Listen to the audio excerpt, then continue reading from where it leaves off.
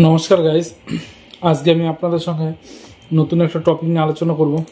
তো আজকের টপিকটা হলো আপনারা কিভাবে আধার সেন্টার খুলবেন 2025 সালে, কোন কোন কোম্পানির সঙ্গে যোগাযোগ করবেন, কোন কোন এজেন্সির সঙ্গে যোগাযোগ করবেন, কোন ব্যাংকের আন্ডারে কাজটা করবেন, সমস্ত কিছু ইনফরমেশন এই ভিডিওতে আমি আপনাদেরকে দিব। আমার নাম অরূপ সরকার, আপনারা দেখছেন টেকসুজে সিএসসি। তো বেশি দেরি না করে ভিডিওটা স্টার্ট করা যাক। তো চলুন, সর্বপ্রথমে আপনারা ইউসিএল এর আধার ইউআইডি এর যে অফিসিয়াল ওয়েবসাইট, এখানে ক্লিক করবেন মাই আধার ড্যাশবোর্ড। তো ক্লিক করার পর দেখতে পাচ্ছেন এরকম একটা পেজ চলে আসবে। তো এখানে ক্লিক করবেন ইনরোলমেন্ট, এবং ইনরোলমেন্ট ক্লিক করার পর দেখতে পাচ্ছেন প্রত্যেক মাসে ভারতে কতগুলো করে ইনরোলমেন্ট হয়, সমস্ত ইনফরমেশন এখানে দেওয়া আছে। তো আমরা ইনরোলমেন্টে দেখতে পাচ্ছেন বাই রেজিস্ট্রেশন। তো এখানে কোন কোন কোম্পানি, কোন কোন এজেন্সি রেজিস্ট্রেশন করা আছে, ইউআইডি এর সঙ্গে কি কি কাজ হয়।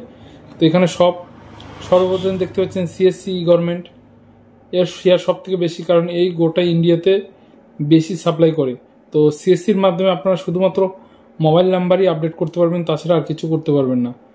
Union bank, government Kerala bank, Jharkhand, post office দেখতে পাচ্ছেন, post office, Punjab national bank, bank of India এবং অন্য অন্য আরও সমস্ত কিছু এখানে দেখতে পাচ্ছেন। যে যে এজেন্সি কাজ নিয়েছে সেই সব এজেন্সি এখানে দেওয়া আছে। বিএসএনএল আছে, আরবিএল ব্যাংক লিমিটেড আছে, ইন্ডিয়ান ব্যাংক আছে।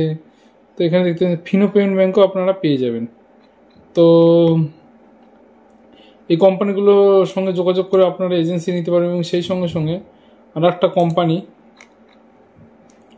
আসু জব প্রাইভেট লিমিটেড, এখান থেকেও আপনারা অ্যাপ্লাই করতে পারেন। তো অ্যাপ্লাই না ক্লিক করে দেবেন এবং এখানে ক্রিয়েট আধার ক্লিক করে দিবেন।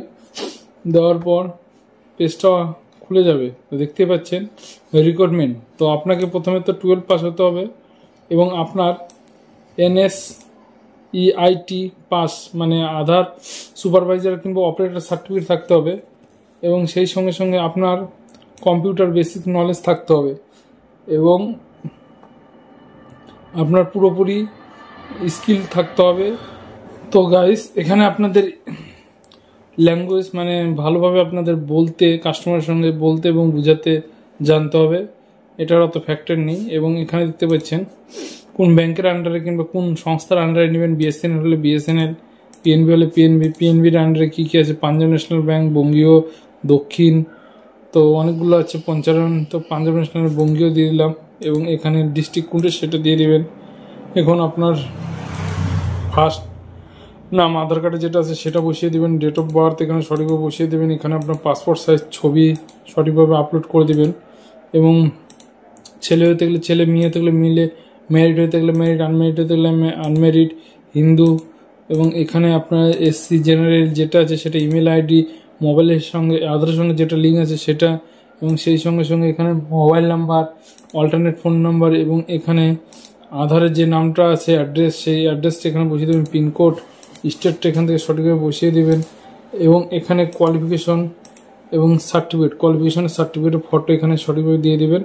এবং দেওয়ার পর এখানে যে আপনার সুপারভাইজার কিংবা অপারেটর সার্টিফিকেট আছে, এই ডেটটা কত তারিখে ইস্যু হয়েছে সেটা এখানে বসিয়ে দেবেন, এবং এখানে আপনার সার্টিফিকেটের ফটো আপলোড করবেন, এবং প্যান কার্ড নাম্বার, এবং এখানে প্যান ফটো আপলোড দিয়ে দিবেন, এবং পুলিশ ভেরিফিকেশন থাকলে ইয়েস করে দিবেন, এবং এখানে পুলিশ ভেরিফিকেশন কত তারিখে হয়েছে সেটা সঠিকভাবে বসিয়ে দেবেন, সার্টিফিকেটটা আপলোড করে দিবেন, এবং সেই সঙ্গে সঙ্গে এখানে আপনাদের কম্পিউটারের ডেট, কম্পিউটার কত তারিখে পাস করেছেন সেই সার্টিফিকেটের ডেটটা, এবং কম্পিউটার সার্টিফিকেট, এবং এখানে আপনাদের সিগনেচারের ফটো 1 কপি, এবং এখানে আপনাদের আধার পাস আপনারা আছেন, এবং সেই সঙ্গে সঙ্গে আপনাদের মেশিন টেশিন যন্ত্রপাতি যদি থাকে ইয়েস, এবং না থাকে নো করে সাবমিট করে দেবেন।